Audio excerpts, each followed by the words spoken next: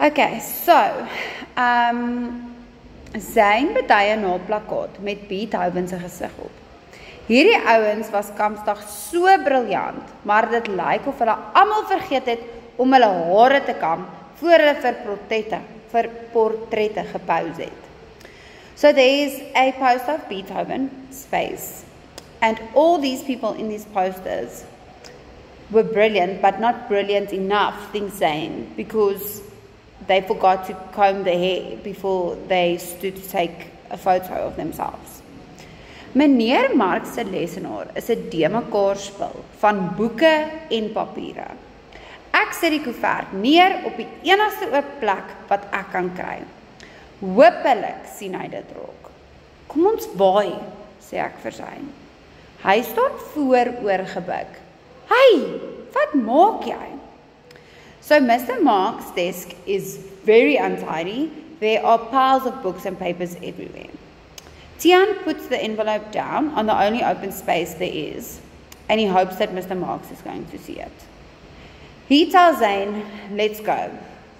Zayn is hunched over something, and Tian asks him, what are you doing? Hy kom regop en glimlag vir my. Ek ken daardie skuldige glimlaggie. Dit is 'n klein wenkie, like pas nadat hy op die mat gepiepie het. Wolfgang Amadeus Mozart, sê Zayn en hou 'n wit borsbeeldjie omhoog. 'n Vaal musiekouetjie wat sy hele lewe lank gewens het. Hy kon 'n bietjie uitspatterig raak. So, as Zayn stands up properly, he's smiling. And Tian knows that guilty smile. It looks like a smile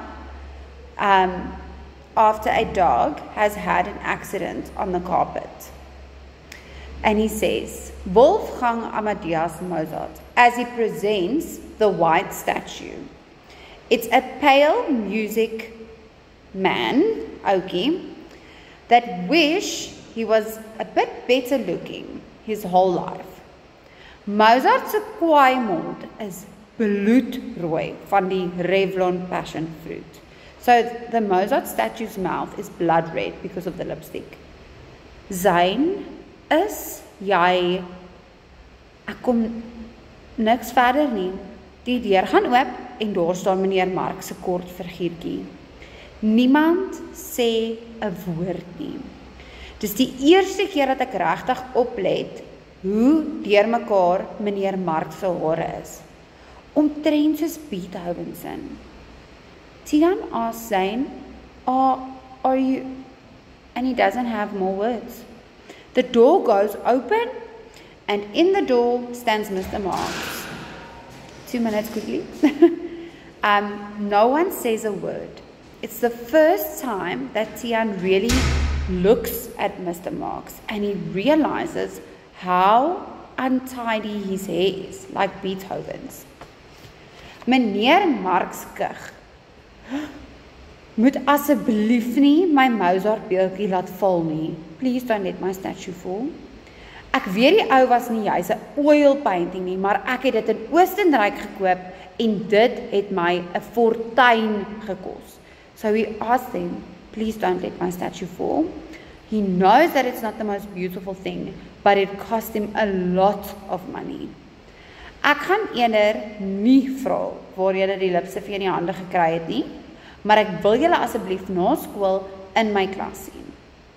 I'm rather not going to ask where you got the lipstick from, but I do want to see you after school in my classroom. So if you look at the pictures, obviously there are notes everywhere. There's words that were on the whiteboard, Mr. Marx's name. Here's the statue with the lipstick on, and scribbles of more musical words, and the note says, hou in die toekoms vir Zayn van lipstick afweg. So the little notes are notes that Tian makes to himself. And this note says that Zayn must not come into contact with lipstick in the future.